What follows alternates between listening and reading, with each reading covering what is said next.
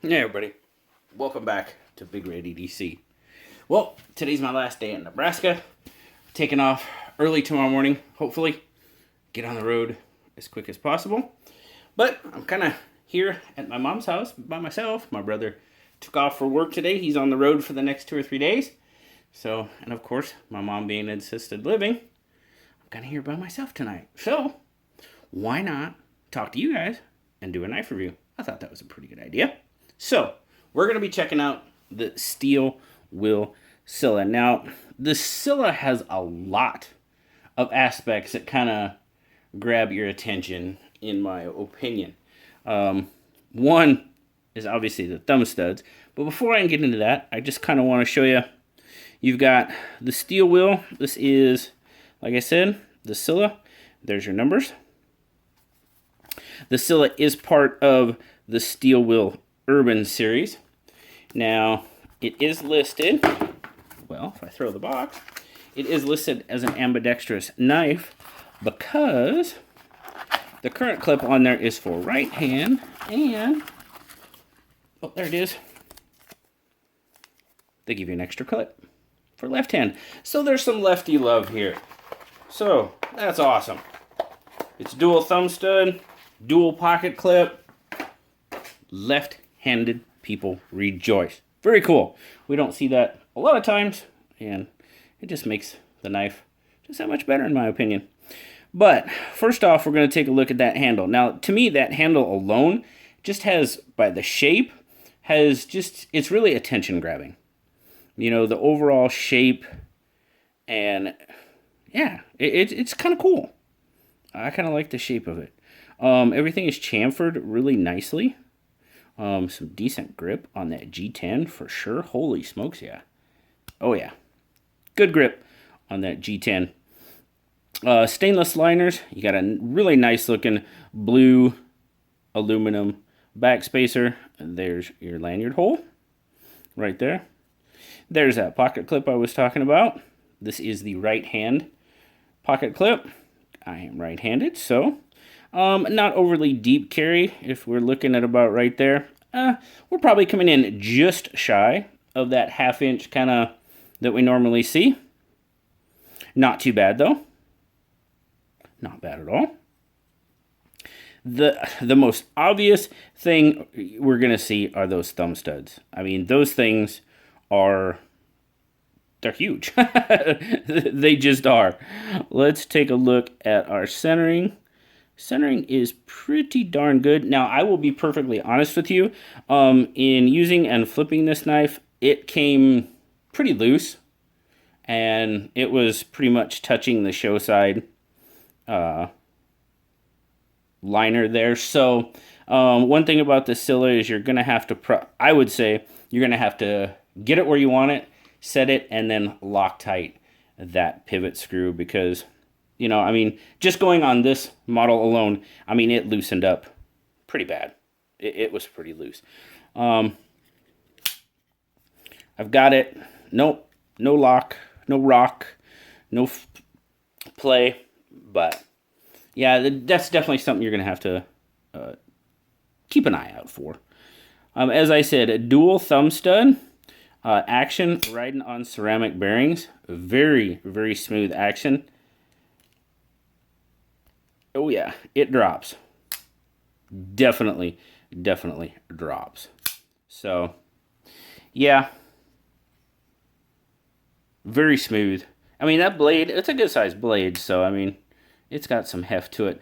But those thumb studs, now, the first time, well, it's kind of a dual thumb stud front flipper. It is really what it is. Those thumb studs are set back, I mean, way out of the cutting path. So, and that's what kind of makes it unique.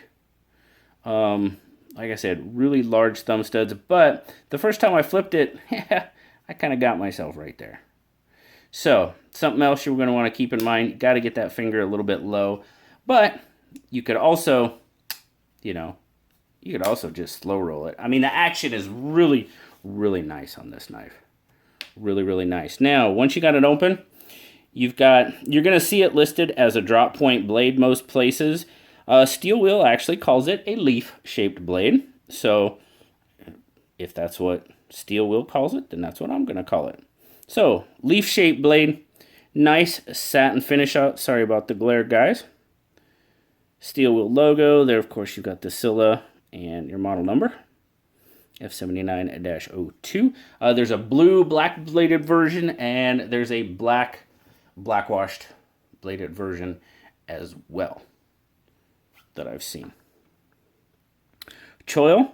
Oversized sharpening choil is what I call it.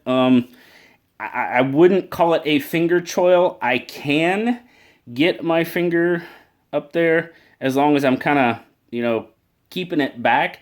If you have larger fingers, you might not want to, or you're going to probably be getting up on that blade. But spine of the blade, no jimping, but you have a really nice landing pad for your thumb there on the spine. I mean, just by the shape of the blade itself, man, thumb rests there really nicely, locks in that grip really, really well.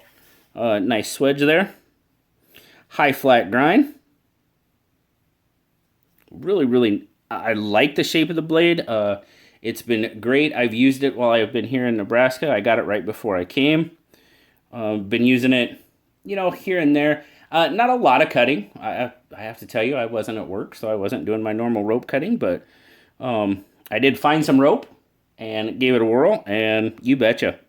That shape, the belly, yeah, it would be definitely a good work knife for me, and a good work knife as far as size goes. I mean, let's talk about that a little bit. Let's talk about size, why don't we? Size matters. 1, 2, 3, 4, 5, 6, 7. 7 3/4 is what we're going to call it, fully open. Our handle is probably 1, 2, 3, 4. I believe the official measurement was 4.37. So in between 4 1/4 and 4 1/2. So that means our blade length is going to be just shy of 3 1/2. And then your cutting edge, yeah, just shy of 3 1/2 as well. Grip length, what do we got for grip length? Grip length, we're looking at about 3 1/2 as well on the grip. That's how it looks in my 3 3/4 inch hand. Feels really, really good in hand. I don't have my normal size comparison knives here, but I do happen to have this one with me. I brought this one with me on my trip. So there's a Hogue Deca. Let me zoom in just a little bit for you. Give you a little bit better look at it. I think the Hogue Deca is pretty popular right now, and for good reason. It's a really good knife. And it's roughly about the same size as a Bug Out, probably just a little bit bigger. But that kind of gives you an idea of what you're working with. Love that knife. That's the Smoky Mountain Knife Works exclusive red, white, and blue Deca. Everything, official weight. I don't have my scale, so official weight, 4.44 ounces. So not too bad for its size. I mean, it is a little bit over the ounce per inch. Yes, it definitely is. I mean, a 3 1/2 inch blade, a 4 1/2 inch, 4 1/2 ounce knife. Yeah, it's a little bit over, but it rides really nice, rides really cool. Yeah, no issues really with the weight. Pocket clip, good.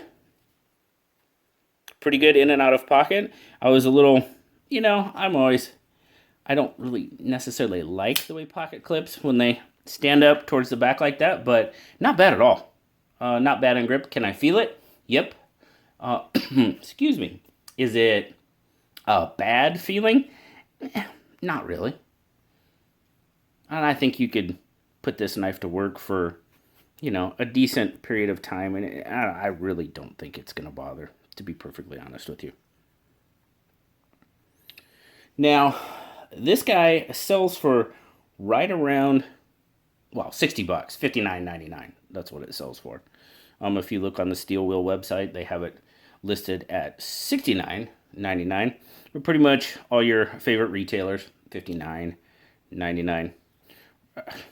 Guys, it's a pretty decent work knife. Everything is chamfered really well, and for the shape, you know. And then of course your thumb studs. That's kind of, God, those things are big. You know, I don't know how I feel about them.